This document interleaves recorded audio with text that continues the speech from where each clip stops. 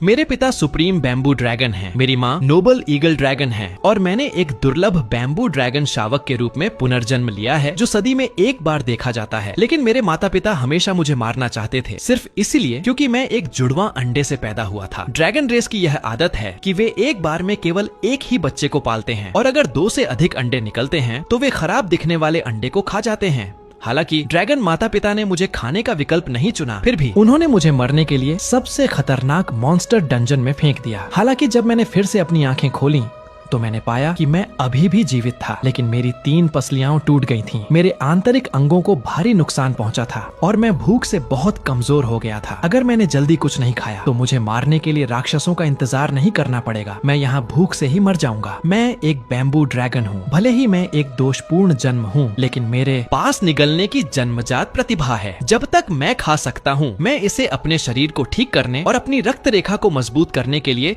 ऊर्जा में बदल सकता हूँ। यही मेरी वापसी की एकमात्र उम्मीद है। ठीक उसी समय एक रगड़ खाने की आवाज आई और इंसान के सिर के आकार का एक काला कीड़ा धीरे धीरे दिखाई दिया। हालांकि कोई सिस्टम पैनल नहीं था, लेकिन ड्रैगन रेस की रक्त रेखा से मिले ज्ञान ने मुझे तुरंत इस आवाज को पहचानने में मदद की। यह एक कोरोसिव बीटल था जो काल कोठरी के सबसे निचले स्तर का डिकम्पोजर था, जिसका लेवल 0 था। हालांकि इस कीड़े का आकार अब भी मुझसे बड़ा था, लेकिन मेरे पास कोई विकल्प नहीं था। मुझे जीवित रहने के लिए इसे निगलना ही था। इससे पहले कि वह मुझे देख पाता, मैं पलक झपकते ही उस पर झपट पड़ा। मैंने कीड़े के कठोर खोल पर नहीं काटा, बल्कि उसके सिर और छाती के बीच के नरम जोड़ पर निशाना साधा। हालांकि मेरे नुकीले दूध के दांत अभी कच्चे थे, लेकिन ड्रैगन रेस की ताकत के कारण वे कीड़े के नरम मांस में सटीकता से चुभ गए। कीड़े ने एक भयानक चीख मारी और पागलों की तरह अपना शरीर हिलाने लगा, लेकिन मैंने अपनी पकड़ नहीं छोड़ी। उसी समय मेरे चारों पंजों ने कीड़े के पेट को कसकर पकड़ लिया। कीड़े के बड़े जबड़े ने मेरी पीठ को खरोंच दिया और मेरे नए उगे हुए तराजू टूट गए और खून बहने लगा। तीखा दर्द महसूस हुआ, लेकिन मेरी आंखों में क्रूरता और भी बढ़ गई। मुझे ड्रैगन एम्परर की ठंडी नजर, मेरे छोटे भाई का अहंकारी रवैया और मेरी माँ का वह चेहरा याद आया जिसने मुझे कभी सीधे नहीं देखा था। मैं नहीं मर सकता, मुझे जीवित रहना है, मुझे तुम सबको खाना है। फिर मैंने कीड़े के मांस का एक टुकड़ा फाड़कर निगल लिया और तुरंत मेरे पेट से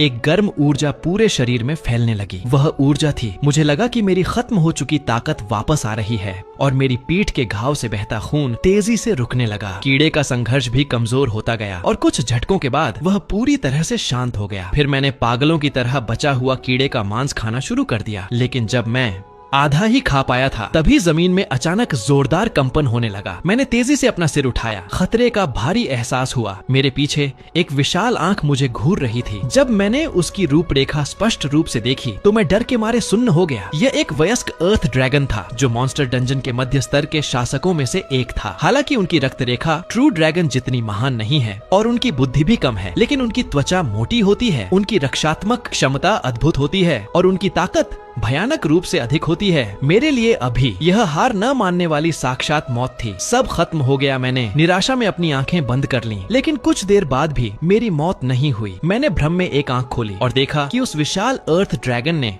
मुझे खाने के लिए अपना मुंह नहीं खोला, बल्कि अपना नाक मेरे करीब लाया और मुझे जोर से सूंघा। अचानक अर्थ ड्रैगन ने अपना सिर पीछे खींचा और उसके गले से अजीब सी धीमी आवाजें आने लगीं। वह आवाज किसी खतरे जैसी नहीं लग रही थी, बल्कि उसमें कुछ भ्रम और पूछताछ का भाव था। अगले ही पल जो हुआ उसने मुझे चौंका दिया। इस विशाल अर्थ ड्रैगन ने अपनी कांटेदार जीभ बाहर निकाली, लेकिन मुझे निगला नहीं, बल्कि मेरे शरीर पर लगे कीड़े के खून को धीरे से छाट कर साफ कर दिया। मुझे चाटने के बाद अर्थ ड्रैगन ने शायद कुछ पुष्टि कर ली थी। उसकी आंखों में एक प्यार भरी चमक आ गई। वह धीरे से नीचे लेटी, अपना विशाल सिर जमीन पर टिकाया और मुझे अपनी गोद में आने का इशारा करते हुए प्यार से धीमी आवाजें निकालने लगी। मुझे जल्दी ही समझ आ गया कि यहाँ क्या हो रहा है। इस अर्थ ड्रैगन ने स्पष्ट रूप से हाल ही में बच्चों को जन्म दिया था और वह मातृ प्रेम से भरी हुई थी। मेरे अंदर बैम्बू ड्रैगन का खून दौड़ रहा था और कम रक्त रेखा वाले अर्थ ड्रैगन के लिए यह उच्च रक्त रेखा की खुशबू ने उसमें स्वाभाविक रूप से एक जुड़ाव पैदा कर दिया। वह मुझे अपना बच्चा समझ रही थी। बस जब मैं सोच रहा था कि मुझे इस नाटक में साथ देना चाहिए या नहीं, तभी मेरे पेट से भूख के कारण आवाज आने लगी। अर्थ ड्रैगन को शायद यह आवाज समझ आ गई। वह तुरंत थोड़ी चिंतित दिखी, अपने विशाल शरीर को अजीब तरह से हिलाया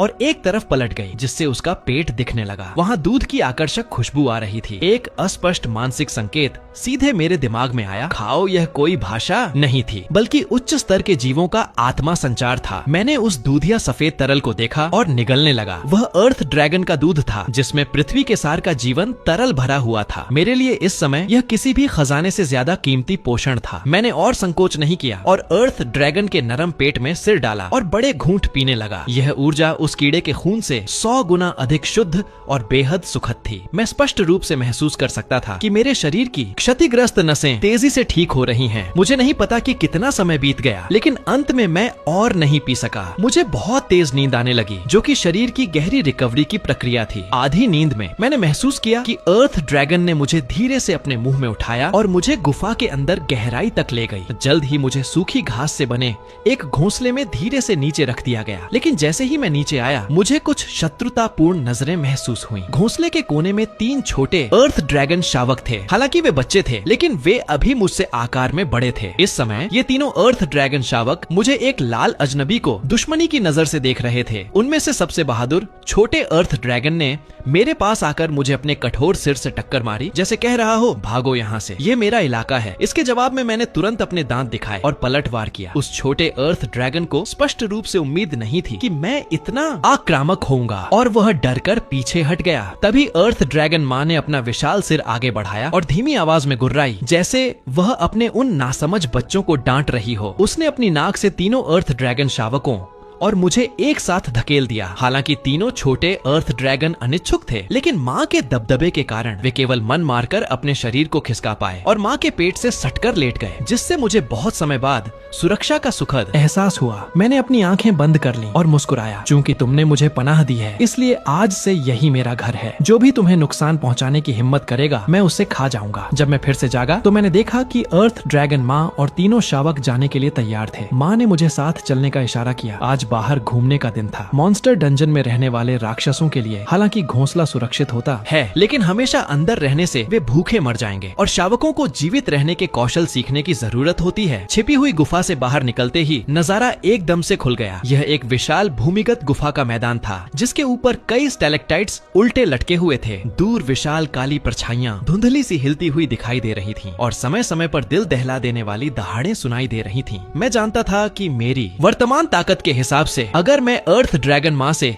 500 मीटर भी दूर गया तो किसी का भोजन बन जाऊंगा। माँ हमें एक अपेक्षाकृत खुले पथरीले इलाके में ले गई। यहाँ रॉक रैट नामक एक निम्न स्तर का राक्षस रहता था, जो फुर्तीला तो था, लेकिन हमले में ज्यादा मजबूत नहीं था। इसीलिए वे अभ्यास के लिए सबसे अच्छे लक्ष्य थे। माँ रुकी और आदेश देने के लिए अपनी पूंछ से जमीन को धीरे से थपथपाया, जिसे देखकर तीनों छोटे अर्थ ड्रैगन तुरंत उत्साह से दौड़ पड़े। हालांकि वे भारी भरकम थे, लेकिन उनकी ताकत बहुत थी। सबसे बड़े भाई ने एक चट्टान पर अपना सिर दे मारा, जिससे नीचे छिपे कई रॉक रैट घबराकर भागने लगे। दूसरे और तीसरे भाई बेढंगे तरीके से उन पर झपटे। हालांकि उनका निशाना बहुत खराब था, लेकिन उनके विशाल पंजों के बेतहाशा चलने से एक अभागा चूहा कुचला गया। कुछ समय के लिए वहाँ काफी अफरा तफरी मच गई। इसे शिकार करने के बजाय तोड़फोड़ कहना ज्यादा सही होगा। मैं शांति से देखता रहा और बिना किसी तकनीक के इस सीधे टकराव को तुच्छ समझता रहा। मेरी नजर एक थोड़े बड़े और स्पष्ट रूप से अधिक चालाक रॉक रैट किंग पर थी। वह अपने अन्य साथियों की तरह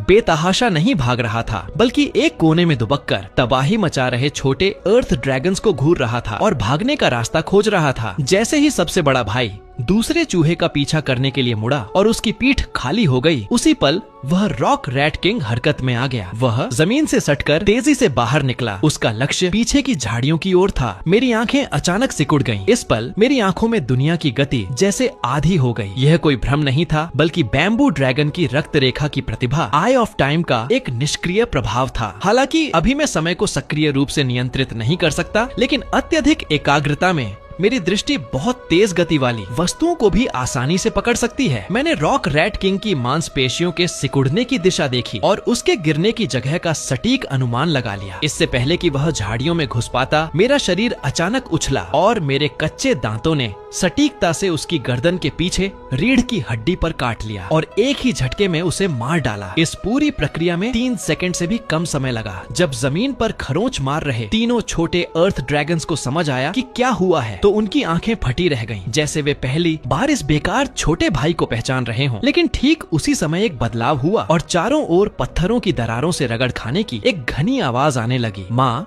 जो अभी तक प्यार से बच्चों को खेलते हुए देख रही थी, अचानक जोर से दहाड़ी और झटके से खड़ी होकर चारों शावकों के सामने ढाल बनकर आ गई। तुरंत बाद जमीन से अनगिनत काले कीड़े निकल आए। वे कोरोसिव ब्लैक स्कॉर्पियन थे। यह झुंड में शिकार करने वाला जीव था। हालांकि एक अकेले बिच्छू का लेवल एक ही होता है, लेकिन वे आमतौर पर सैकड़ों या हजारों की तादाद में एक साथ हमला करते हैं और उनकी पूंछ का जहरीला डंक पल भर में एक सांड को लकवा मार सकता है। सबसे भयानक बात यह है कि वे बहुत लालची होते हैं और आसानी से पीछा नहीं छोड़ते। एक बार खून की गंध सूंघ लेने के बाद वे मरने तक नहीं रुकते। अभी रॉक रैट किंग के खून ने मौत के इस झुंड को आकर्षित कर लिया था। अनगिनत काले बिच्छुओं ने लहर की तरह एक कतार बना ली थी और उनका घेरा तेजी से सिकुड़ रहा था। तीनों छोटे शावकों ने ऐसा नजारा कहाँ देखा था। वे डर के मारे सिकुड़ गए और कांपते हुए अपनी माँ के पीछे छिप गए। हालांकि माँ शक्तिशाली थी, लेकिन वह अकेली थी और ये काले बिच्छू छोटे व फुर्तीले थे, जो विशेष रूप से कमजोर जोड़ों और पेट पर हमला करते थे। पलक झपकते ही दर्जनों बिच्छू माँ की पीठ पर चढ़ गए और अपने डंक से पागलों की तरह वार करने लगे। वह दर्द से कराह उठी और पागलों की तरह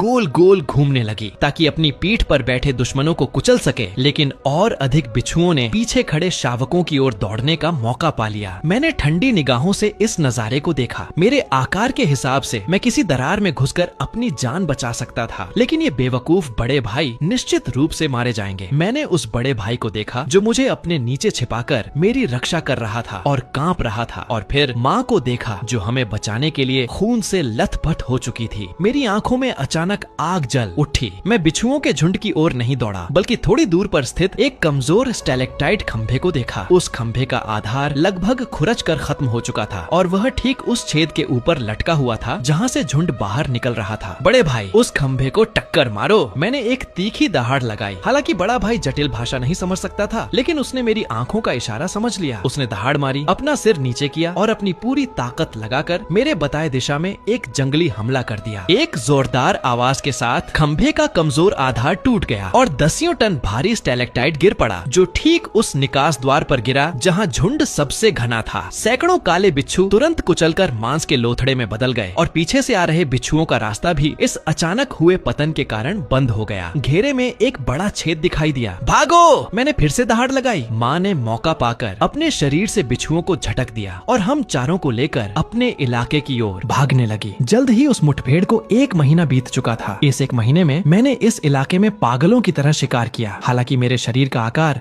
भाइयों की तरह तेजी से नहीं बढ़ा और मैं अभी भी केवल 1 मीटर से थोड़ा ही लंबा था, लेकिन मेरे अंदर जबरदस्त बदलाव आ चुके थे। मूल गहरे लाल रंग के तराजू झड़ने लगे और उनकी जगह एक गहरे काले लाल रंग के मजबूत कवच ने ले ली। इन नए उगे तराजुओं की कठोरता अद्भुत थी। आम पहले स्तर के राक्षस मेरी रक्षा को बिल्कुल भी नहीं तोड़ सकते थे। सबसे महत्वपूर्ण बात यह थी कि मेरा पेट एक अथाह कुआं बन गया था। मैं चाहे कितना भी खा लूं, जब तक मैं अपनी विरासत की यादों से सांस लेने की विधि का उपयोग करता हूँ, वह मांस और खून बहुत कम समय में शुद्ध ऊर्जा में बदल जाता है। इस समय मैं घोंसले के बाहर एक ऊंची चट्टान पर लेटकर निगरानी कर रहा था। पिछले कुछ दिनों से पूरा मॉन्स्टर डंजन डरावनी हद तक शांत था। अतीत में इस समय दूर मौजूद रसातल के जंगल में राक्षसों की दहाड़ें गूंजती थीं, लेकिन अब किसी भी जीवित प्राणी की आवाज लगभग सुनाई नहीं दे रही थी। मैंने अपनी आंखें सिकोड़ी और चारों ओर देखा। अचानक मैंने देखा कि इलाके के किनारे पर कुछ निम्न स्तर के जीव झुंड बनाकर मॉन्स्टर डंजन के ऊपरी स्तरों की ओर भाग रहे हैं। क्या यह मॉन्स्टर टाइड का संकेत था? नहीं, मॉन्स्टर टाइड आमतौर पर अस्त व्यस्त होता है, लेकिन यह पलायन ऐसा लग रहा था जैसे वे किसी आने वाले राजा से बचकर भाग रहे हों। पीछे से एक धीमी और बेचैन आवाज आई। पता नहीं कब अर्थ ड्रैगन माँ बाहर आ गई थी। वह बहुत चिंतित दिख रही थी। उसके विशाल पंजे जमीन पर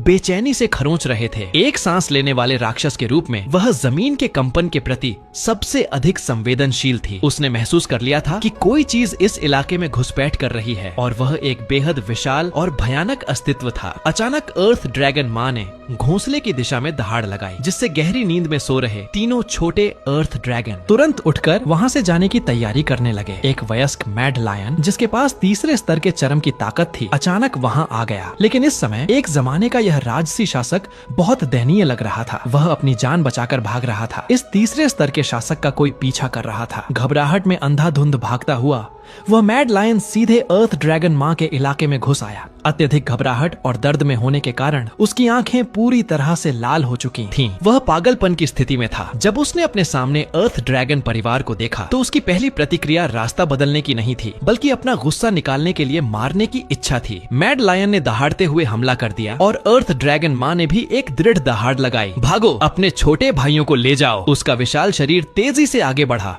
और दोनों विशाल जानवर जोर से आपस में टकरा गए। हालांकि मैड लायन गंभीर रूप से घायल था, लेकिन वह आखिरकार एक मांसाहारी शासक था और उसका स्तर घास खाने वाले अर्थ ड्रैगन से एक स्तर ऊंचा था। उसके शक्तिशाली पंजों ने पल भर में अर्थ ड्रैगन माँ के कंधे के पत्थर के कवच को फाड़ दिया, जिससे 3 गहरे घाव हो गए जिनमें से हड्डियां तक दिख रही थीं। अर्थ ड्रैगन माँ दर्द से कराह उठी, लेकिन उसने मैड लायन की गर्दन के बालों को कस कर काट लिया और अपने वजन का फायदा उठाते हुए उसे नीचे गिराने की कोशिश करने लगी। तीनों छोटे अर्थ ड्रैगन डर के मारे सुन्न हो गए और एक कोने में सिकुड़ कर कांपने लगे। मैं भागा नहीं, बल्कि एक बड़ी चट्टान के पीछे छिपकर ठंडी नजरों से युद्ध के मैदान को देखता रहा। अगर माँ हार गई तो हम सब मारे जाएंगे। मुझे मदद करनी ही होगी। मेरी नजरें मैड लायन के शरीर पर दौड़ने लगीं। उसकी कमजोरी कहाँ है? अंततः मेरी नजर मैड लायन के उस घायल आगे वाले पैर पर टिक गई। वह एक पुरानी चोट थी और उसकी सबसे बड़ी कमजोरी भी थी। ठीक उसी महत्वपूर्ण क्षण में जब अर्थ ड्रैगन माँ को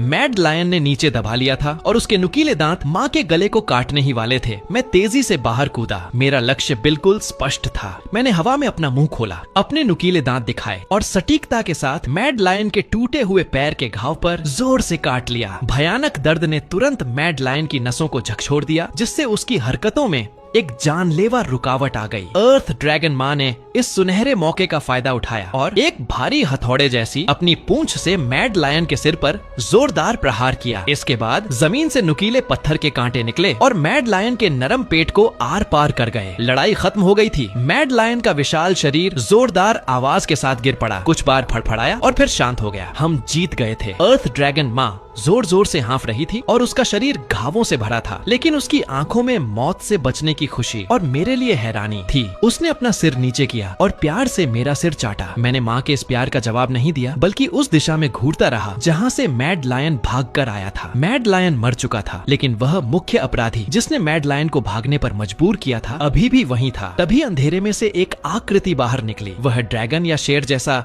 4 पैरों वाला विशाल जानवर नहीं था, बल्कि वह एक विशाल वानर था जो 2 पैरों पर सीधा चलता था और उसकी ऊंचाई लगभग 8 मीटर थी। उसका पूरा शरीर कवच जैसे घने काले बालों से ढका हुआ था और उसके हाथ में एक विशाल सफेद हड्डी का डंडा था। वह अर्थ हंटिंग डीमन एप था, जो मॉन्स्टर डंजन के 5वें स्तर का असली शासक था। वह एक उच्च स्तर का राक्षस था जिसकी बुद्धि एक इंसान के बच्चे से कम नहीं थी और उसकी ताकत लगभग 5वें स्तर के करीब थी। मेरे दिमाग में केवल एक ही शब्द आया, भागो। यह बिल्कुल भी बराबरी की लड़ाई नहीं थी। अर्थ ड्रैगन माँ को भी स्पष्ट रूप से इस बात का एहसास हो गया था। वह तेजी से मुड़ी और अपने सिर से उन तीनों छोटे अर्थ ड्रैगन को धकेलने लगी जो डर के मारे लकवाग्रस्त हो चुके थे। वह पागलों की तरह उन्हें गुफा की गहराई में बने एक भागने वाले गुप्त रास्ते की ओर धकेल रही थी। अर्थ ड्रैगन माँ ने मुड़कर मुझे देखा और आंखों से इशारा किया कि मैं भी जल्दी से अंदर घुस जाऊं। मैंने अपने दांत पीसे और अपने अंगों की कमजोरी को बर्दाश्त करते हुए अर्थ ड्रैगन भाइयों के कदमों के पीछे पीछे चलने लगा, लेकिन हम बहुत धीमे थे। अपनी जान बचाने के लिए भाग रहे शिकार को देखकर डीमन एप ने पीछा करने में कोई जल्दबाजी नहीं दिखाई। उसने अपना सिर झुकाया जैसे वह इन चींटियों के संघर्ष का आनंद ले रहा हो। फिर उसने अपने हाथ में पकड़ी हड्डी की विशाल गदा उठाई और दर्जनों मीटर दूर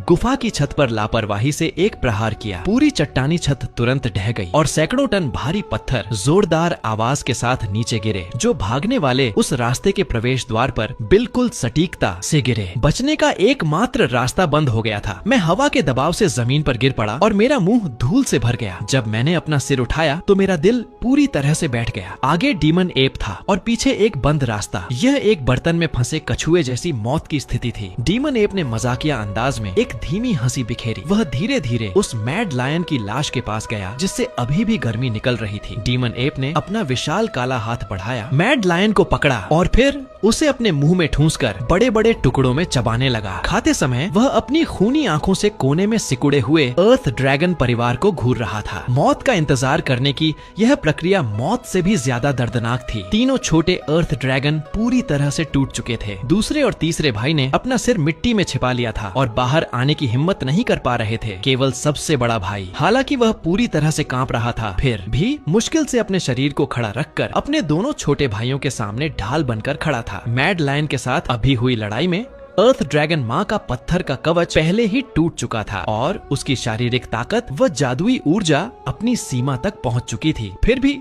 वह दृढ़ता से खड़ी हो गई और डीमन एप और अपने बच्चों के बीच आकर खड़ी हो गई। वह जानती थी कि वह मर जाएगी, लेकिन वह एक दांव खेलना चाहती थी। क्या उसकी जान उसके बच्चों को 1 सेकंड की भी मोहलत दिला सकती है? मैं एक चट्टान की छाया में छिपा था और मेरा दिमाग तेजी से दौड़ रहा था। डीमन एप ने अपना खाना खत्म किया और फिर वह हड्डी की विशाल गदा उठाकर कोने की ओर बढ़ने लगा। तभी अर्थ ड्रैगन माँ हरकत में आई। उसने अपनी जिंदगी की सबसे जोरदार दहाड़ लगाई और फिर अपना विशाल शरीर डीमन एप की ओर जोर से टकरा दिया। हालांकि डीमन एप ने बस लापरवाही से मुंह चिढ़ाया और दोनों के टकराने से ठीक पहले डीमन एप एक बंदर की तरह फुर्ती से एक तरफ हट गया। फिर उसने अपने हाथ में पकड़ी हड्डी की विशाल गदा को ऊंचा उठाया और पूरी ताकत के साथ अर्थ ड्रैगन माँ की पीठ पर जोर से दे मारा। उसकी रीढ़ की हड्डी पल भर में टूट गई और अर्थ ड्रैगन माँ कीचड़ के ढेर की तरह जमीन पर गिर पड़ी। उसने खड़े होने की कोशिश की, लेकिन उसके शरीर के पिछले हिस्से ने पूरी तरह से काम करना बंद कर दिया था। वह केवल अपने आगे के पंजों से जमीन को खुरचते हुए अपने टूटे हुए शरीर को घसीट सकती थी। फिर भी वह अपने बच्चों के सामने ढाल बनने की कोशिश कर रही थी। उसने एक दर्दनाक चीख मारी और मेरी ओर मुड़कर देखा। उसकी आंखों में दर्द नहीं बल्कि विनती थी, कृपया उन्हें यहाँ से ले जाओ। मेरी आंखें तुरंत लाल हो गईं। कमीने, मैंने अपने मन में दहाड़ लगाई। लेकिन ठीक उसी समय डीमन एप को शायद लगा कि अर्थ ड्रैगन माँ बहुत जिद्दी है और उसकी आंखों में खटक रही है। उसने अपना पैर उठाया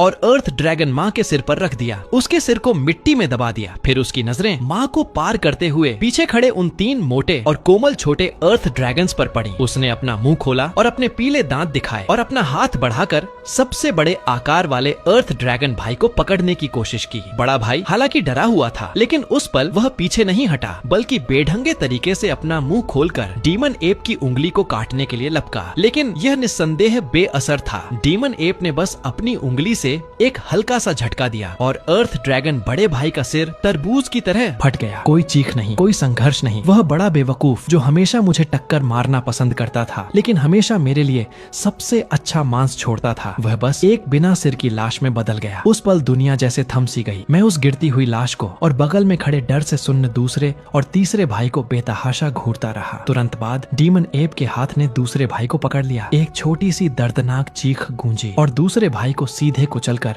मांस के लोथड़े में बदल दिया गया। वह हत्या कर रहा था। वह कीड़ों को कुचलने के मजे का आनंद ले रहा था। नहीं, मेरे मुंह से आवाज निकल गई। वह ड्रैगन रेस की दहाड़ थी, कच्ची लेकिन नफरत से भरी हुई। मैं परछाइयों से बाहर निकल आया। अगर मैं भाग नहीं सकता तो मैं तुम्हारे मांस का एक टुकड़ा जरूर काट लूंगा। मैं पागलों की तरह उस अजय राक्षस देवता की ओर दौड़ा। मेरी गति अपनी चरम सीमा पर थी। यह वह वृत्ति थी जिसे मैंने अनगिनत बार जीवन और मृत्यु के कगार पर निखारा था। मैंने डीमन एप के कठोर शरीर पर हमला नहीं किया, न ही उसके गले को काटने की कोशिश की। मुझे पता था कि मैं उसे काट नहीं सकता। मेरा लक्ष्य डीमन एप की आंखें थीं। डीमन एप ने स्पष्ट रूप से उम्मीद नहीं की थी कि यह मामूली लाल छिपकली पलटवार करने की हिम्मत करेगी, और वह भी इतनी तेज गति से। जब तक उसे समझ आता, मैं उसके हाथ के सहारे उसके कंधे पर चढ़ चुका था। मैंने अपना मुंह खोला और डीमन एप की बाईं आंख पर जोर से काटने के लिए लपका। मैं पूरी तरह से उसकी आंख की पुतली पर नहीं काट पाया, लेकिन मेरे नुकीले दांतों ने डीमन एप की पलक को चीर दिया। पल भर में खून की धार फूट पड़ी और डीमन एप की बाईं आंख पर छा गई। भयानक दर्द के कारण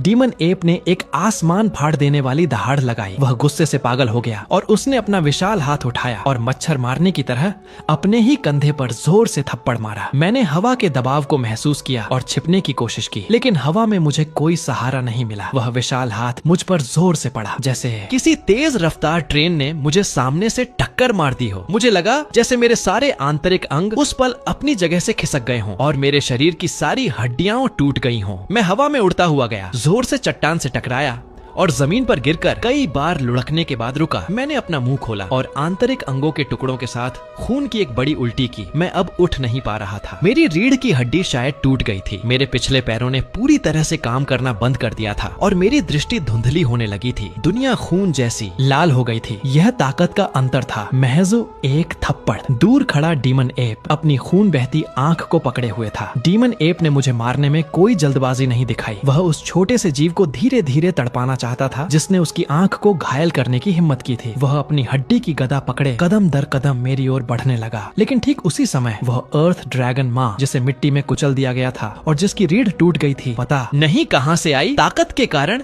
फिर से हिलने लगी। उसने अपना खून से लथपथ सिर उठाया, दूर पड़े मांस और खून के उन 3 धुंधले ढेरों को देखा और उसकी आंखों में अत्यधिक दुहक की एक झलक दौड़ गई। फिर वह दुहक मरने के एक दृढ़ संकल्प में बदल गया। उसने अपना मुंह खोला और उसके मुंह में पहले से मौजूद एक कोमल पीली रोशनी पागलों की तरह इकट्ठा होने लगी। वह उसका मैजिक कोर था। वह अपने मैजिक कोर को जला रही थी। आसपास की चट्टानें कांपने लगीं और डीमन एप के पैरों के नीचे से अनगिनत नुकीले पत्थर बारिश के बाद उगने वाले मशरूम की तरह पागलों की तरह बाहर निकलने लगे। हालांकि वे डीमन एप के पैरों के तलवों को छेद नहीं पाए, लेकिन उन्होंने उसके कदमों को रोकने में सफलता पाई। डीमन एप भड़क गया। उसने मुड़कर अपनी गदा उठाई और अर्थ ड्रैगन माँ पर पागलों की तरह वार करने लगा। 1 बार, 2 बार, 3 बार। हर प्रहार के साथ हड्डियां टूटने की आवाज और खून व मांस के उड़ने की दबी हुई आवाज आ रही थी। अर्थ ड्रैगन माँ ने न तो पलटवार किया और न ही कोई चीख मारी। वह बस अपने शरीर से उस कोने को कसकर बंद किए हुए थी। डीमन एप के मुंह तक पहुंचने वाले रास्ते को रोक रही थी। उसकी जीवन शक्ति तेजी से खत्म हो रही थी। अंततः डीमन एप शायद वार करते करते थक गया था या उसे लगा कि मांस के इस लोथड़े से अब कोई खतरा नहीं है, इसलिए वह रुक गया। थोड़ा हाँफते हुए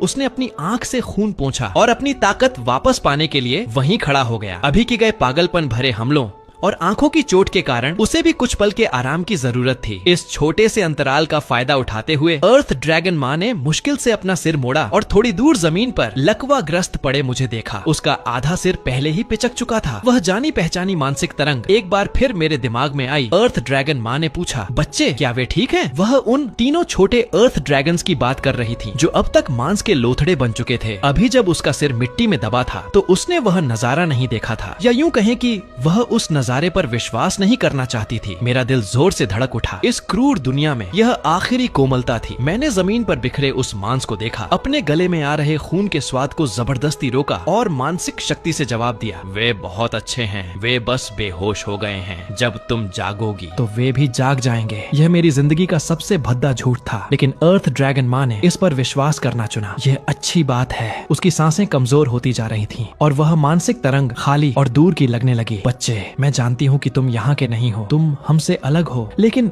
मैंने तुम्हें अपना बच्चा माना है। मैं फूट फूट कर रोने लगा। रो मत। मॉन्स्टर डंजन में रोने की आवाज साक्षात मौत को बुलाती है। अर्थ ड्रैगन माँ की आवाज अचानक गंभीर हो गई। वह मौत से ठीक पहले की उसकी आखिरी स्पष्टता थी। सुनो बच्चे, मैं अब और नहीं जी पाऊंगी। मेरे शरीर में पृथ्वी की शक्ति है, मुझे खा लो। मैं सुन्न रह गया। मुझे लगा कि मैंने गलत सुना है। क्या तुम्हें खा लूं? वह मानसिक तरंग अचानक बेहद मजबूत हो गई। एक निर्विवाद नजर के साथ उसने कहा, यह आखिरी पोषण है, इसका एक अंश भी बर्बाद मत करना। अगर तुम नहीं खाओगे तो वह बंदर इसे खा जाएगा। उसे फायदा पहुंचाने से बेहतर है कि यह तुम्हारे काम आए। मेरे मांस और खून के साथ अपने छोटे भाइयों को लेकर जीवित रहना। आखिरी 3 शब्द बोलते ही वह आवाज अचानक बंद हो गई और अर्थ ड्रैगन माँ की आंखों की चमक पूरी तरह से बुझ गई। गुफा में फिर से मौत जैसी शांति छा गई। मैं उस लाश को सुन्न होकर देखता रहा। माँ को खा लूं? भले ही वह मेरी गोद लेने वाली माँ थी, भले ही हम अलग प्रजाति के थे, लेकिन इस 1 महीने के हर पहर, वह गर्म दूध का हर घूंट, वह परछाई जिसने कई दफा मुझे अपने पीछे छिपाकर बचाया, इस ठंडी दुनिया में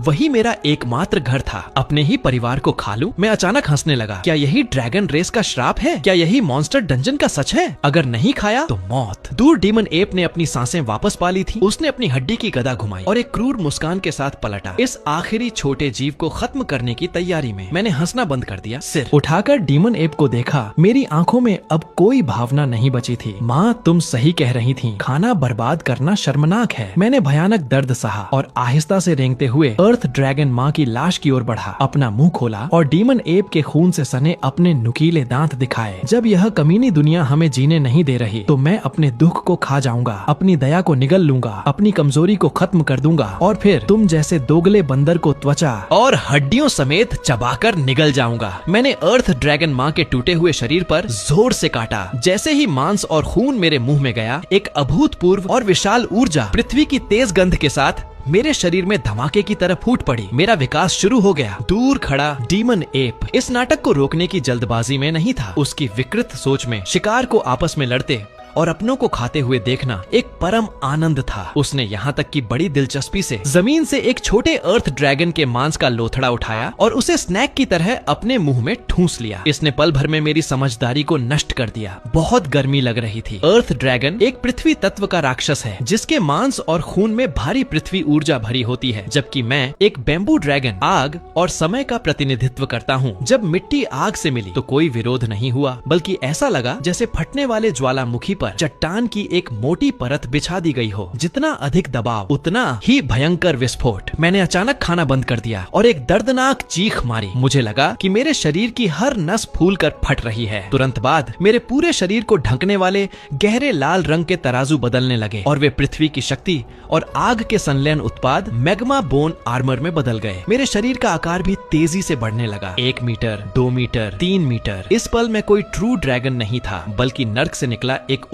परिवर्तित राक्षस था जो केवल बदला लेने के लिए पैदा हुआ था। दूर तमाशा देख रहे डीमन एप को अंततः कुछ गड़बड़ महसूस हुई। उसकी इकलौती आंख से मजाक की चमक गायब हो गई और उसकी जगह हैरानी ने ले ली। एक उच्च बुद्धि वाले राक्षस के रूप में वह स्पष्ट रूप से महसूस कर सकता था कि कीड़े जैसी वह कमजोर आभा पागलों की तरह बढ़ रही थी। पहला स्तर, दूसरा स्तर, दूसरे स्तर का चरम और यहाँ तक कि वह तीसरे स्तर की सीमा को छू रही थी। इसके अलावा उस आभा में एक ऐसा दबाव मिला हुआ था जिसने उसकी आत्मा को भी कंपा दिया। वह एक उच्च स्तर के शिकारी की रक्त रेखा का दबाव था। हालांकि वह कमजोर था, लेकिन वह सच में मौजूद था। जानवर की वृत्ति ने उसे बताया कि उसे इस चीज को तुरंत मारना होगा। डीमन एप ने अपनी विशाल हड्डी की गदा उठाई। अब वह पहले की तरह लापरवाह नहीं था, बल्कि उसने अपनी पूरी गति लगा दी। उसके विशाल शरीर ने तेज हवा पैदा की और एक ही कदम में वह 10 मीटर दूर पहुंच गया और पलक झपकते ही मेरे सामने आ गया। डीमन एप ने दहाड़ते हुए कहा, मर जाओ, और उसने अपनी गदा को ऊंचा उठाकर पूरी ताकत से मेरे बदलते हुए सिर पर दे मारा। यह प्रहार चट्टानों को चूर चूर करने और अर्थ ड्रैगन माँ की रीढ़ तोड़ने के लिए काफी था। लेकिन जैसे ही गदा मेरे सिर से केवल आधा मीटर दूर थी, खून के आंसू बहाने वाली मेरी बंद आंखें अचानक खुल गईं। भागो यहाँ से। मैं पीछे नहीं हटा। गदा जोर से नीचे गिरी, लेकिन सिर फटने का जो नजारा अपेक्षित था वह नहीं हुआ, बल्कि धातु के टकराने जैसी एक जोरदार आवाज आई इससे। डीमन एप के हाथ सुन्न हो गए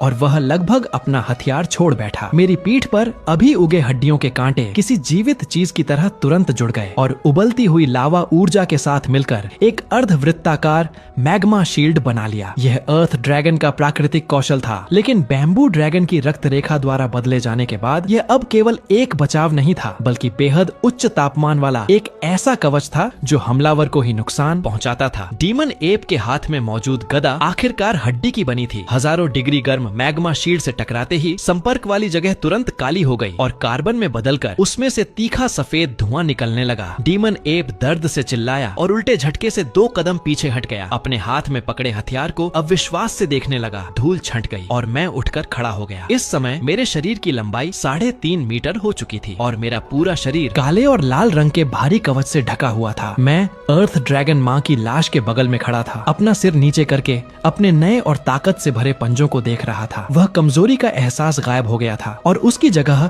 एक ऐसी जबरदस्त ऊर्जा ने ले ली थी जो लोहे को भी फाड़ सकती थी। लेकिन मैं हंसा नहीं। मैंने मुड़कर अर्थ ड्रैगन माँ के अवशेषों को देखा और फिर दूर जमीन पर पड़े उन 3 मांस के लोथड़ों को देखा, जहां अब यह पहचानना भी मुश्किल था कि कौन किसका है। माँ, बड़े भाई, दूसरे भाई, तीसरे भाई। तुम सब ध्यान से देखना। देखो मैं कैसे इस बंदर के 1000 टुकड़े करता हूँ। मैंने अपना सिर उठाया। मेरी जलती हुई सुनहरी आंखों ने डीमन एप को घूरना शुरू कर दिया। मेरे होंठ फटे और मेरे आड़े तिरछे आरी जैसे नुकीले दांत दिखाई दिए। एक ड्रैगन की दहाड़ गूंज उठी। अगले ही सेकंड मेरी जगह पर एक गहरा गड्ढा बन गया और मेरी आकृति गायब हो गई। बहुत तेज। मेरी पिछली गति की तुलना में विकास के बाद मेरी गति कम से कम 3 गुना बढ़ गई थी। डीमन एप को बस अपनी आंखों के सामने एक चमक दिखी और खून की गंध वाली एक गर्म हवा उसके चेहरे पर आ लगी। उसने अनजाने में ही बचाव करने के लिए अपनी गदा उठा ली। इस बार मेरे पंजों के सामने वह कठोर हड्डी की गदा एक खस्ता बिस्किट की तरह थी और सीधे 3 टुकड़ों में टूट गई। मेरे पंजों की ताकत अभी भी कम नहीं हुई थी और उन्होंने जोर से डीमन एप की छाती पर प्रहार किया। डीमन एप के काले लोहे जैसे घने बाल, जिन पर उसे बहुत गर्व था, मेरे नए पंजों के सामने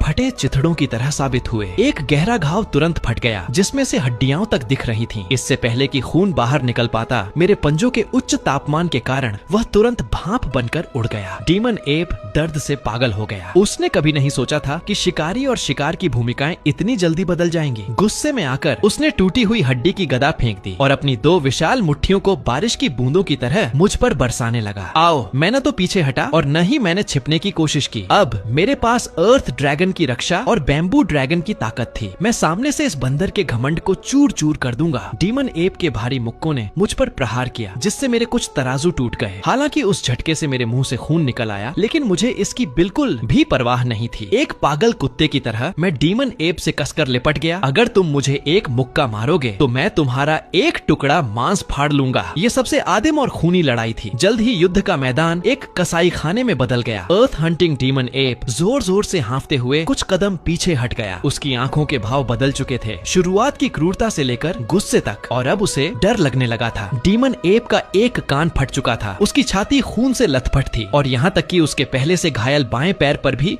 मैंने जोरदार हमला किया था, जिसे मैंने इतना काटा था कि वह केवल त्वचा की एक परत से जुड़ा हुआ था। लेकिन मेरी हालत और भी खराब थी। मेरा एक ड्रैगन पैर आधा टूट चुका था, मेरा बायां आगे का पैर अजीब तरह से मुड़ गया था और मेरे पेट पर उगे नए तराजू डीमन एप के एक मुक्के से चकनाचूर हो गए थे। लेकिन मेरी सुनहरी आंखों की आग और भी तेज जल रही थी। मुझे बिल्कुल भी दर्द महसूस नहीं हो रहा था। शरीर का दर्द बदले की खुशी से सुन्न हो चुका था। डीमन एप को दिए गए हर घाव के साथ मुझे लगता था जैसे अर्थ ड्रैगन माँ की आत्मा को शांति मिल रही हो। डीमन एप डर गया। हालांकि वह 4थे स्तर का शासक था, लेकिन उसे अपनी जान प्यारी थी। इस तरह के जानलेवा हमले का सामना करते हुए एक बुद्धिमान जीव के रूप में उसकी चालाकी उस पर भारी पड़ रही थी। मैंने एक पागलपन भरा कदम उठाया। मैंने डीमन एप की पीठ का पीछा नहीं किया, बल्कि अचानक अपने पूरे शरीर की मांसपेशियों को सिकोड़ा, अपने शरीर में बचे हुए सभी बैम्बू ड्रैगन के खून के सार को अपने गले में इकट्ठा किया और सुनहरे लाल रंग की आग उगल दी। यह एक ऐसा कौशल था जिसे मेरे वर्तमान स्तर पर बिल्कुल भी हासिल नहीं किया जा सकता था।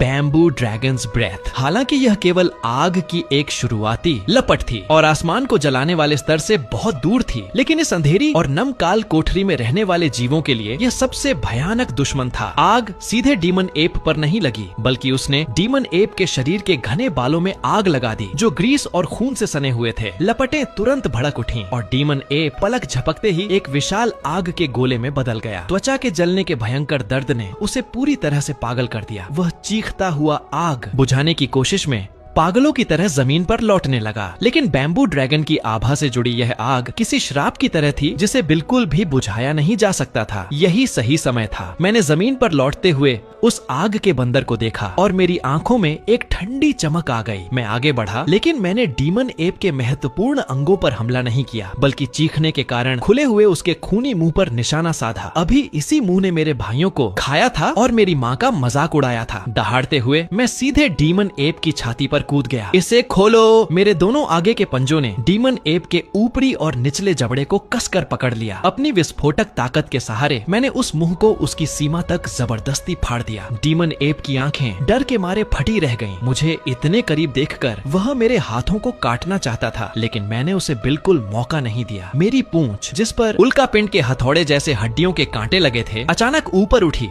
और डीमन एप के मुंह के अंदर गहराई तक जोर से घुस गई। मेरी मोटी पूंछ ने सीधे डीमन एप के गले को आर पार कर दिया। डीमन एप का शरीर भयानक रूप से अकड़ गया। उसने कुछ झटके खाए और फिर उसका शरीर ढीला पड़ गया और उस पर लगी आग शांति से जलती रही। मैं जीत गया था, लेकिन मैंने कोई खुशी नहीं मनाई। मुड़कर अपने टूटे हुए शरीर को घसीटते हुए मैं कदम दर कदम अर्थ ड्रैगन माँ की लाश के पास गया। मैं माँ के सामने घुटनों के बल बैठा, अपना सिर झुकाया और कहा, माँ मैंने तुम्हारा बदला ले लिया है, वह बंदर मर चुका है। मैं वहाँ बहुत देर तक घुटनों के बल बैठा रहा, जब तक कि डीमन एप की लाश पर लगी आग धीरे धीरे बुझ नहीं गई। चारों ओर के अंधेरे से फिर से सरसराहट की आवाजें आने लगी। खून की गंध सूंघकर वे लालची मुर्दाखोर जीव धीरे धीरे करीब आ रहे थे। मैंने अचानक अपना सिर उठाया। मेरी आंखों की कोमलता पल भर में गायब हो गई और उसकी जगह पहले से कहीं अधिक ठंडी और क्रूर चमक ने ले ली। मैंने एक धीमी दहाड़ लगाई। मुझे कुछ करने की जरूरत नहीं पड़ी। ड्रैगन के दबदबे और हत्या के इरादे से मिली उस भयानक आभा ने ही 100 मीटर के दायरे में मौजूद सभी जीवों को डर के मारे भागने पर मजबूर कर दिया। मैं खड़ा हुआ। मुझे पता था कि मैं हमेशा यहाँ नहीं रह सकता। ये गुफा बर्बाद हो चुकी थी। खून की गंध और भी भयानक चीजों को आकर्षित करेगी, शायद 5वें या यहाँ तक कि 6ठे स्तर के राक्षसों को। मैं अभी भी इतना मजबूत नहीं था। मुझे अभी और खाना था और विकास करना था। मैंने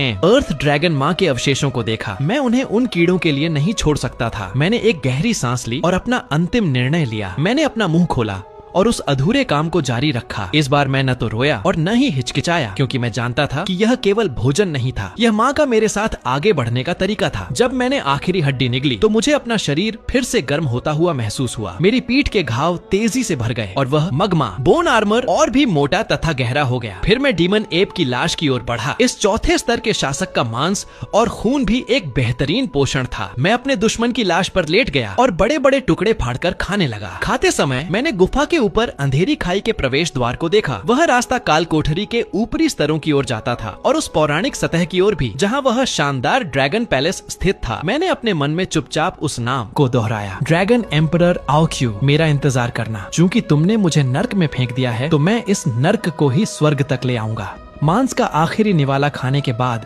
मुझे अपना पूरा शरीर गर्म महसूस हुआ। ये दो बिल्कुल अलग और विशाल ऊर्जाएं मेरे शरीर के अंदर आपस में टकराने लगीं, जिन्हें अंततः बैम्बू ड्रैगन की शक्तिशाली रक्त रेखा ने जबरदस्ती दबा दिया और विनाश नामक ईंधन में बदल दिया। मेरे शरीर के अंदर का तापमान बहुत अधिक था। अगर मुझे बाहर से ठंडक नहीं मिली तो मुझे शक था कि मैं ताकतवर बनने से पहले ही खुद को पका लूंगा। मुझे पानी चाहिए था। मैं काल कोठरी में सबसे अधिक नमी वाली दिशा की ओर बेतहाशा भागा। आधे घंटे तक दौड़ने के बाद हवा में गंधक की महक धीरे धीरे कम हो गई और उसकी जगह हड्डियों को कंपा देने वाली ठंडी हवा ने ले ली। आगे एक विशाल भूमिगत झील थी जिसमें बर्फीला स्थिर पानी था। यह काल कोठरी के चौथे और 5वें स्तर की सीमा थी और साथ ही एक बेहद खतरनाक वर्जित क्षेत्र भी था। यहाँ पानी का तापमान साल भर 0 से नीचे रहता है, लेकिन जमता नहीं है। अनगिनत जहरीले ठंडे खून वाले जीव पानी में रहते हैं, लेकिन मेरे लिए इस समय यह जगह स्वर्ग थी। बिना किसी हिचकिचाहट के मैं उस अथाह बर्फीले तालाब में कूद पड़ा। मेरे आसपास के 10 मीटर के दायरे में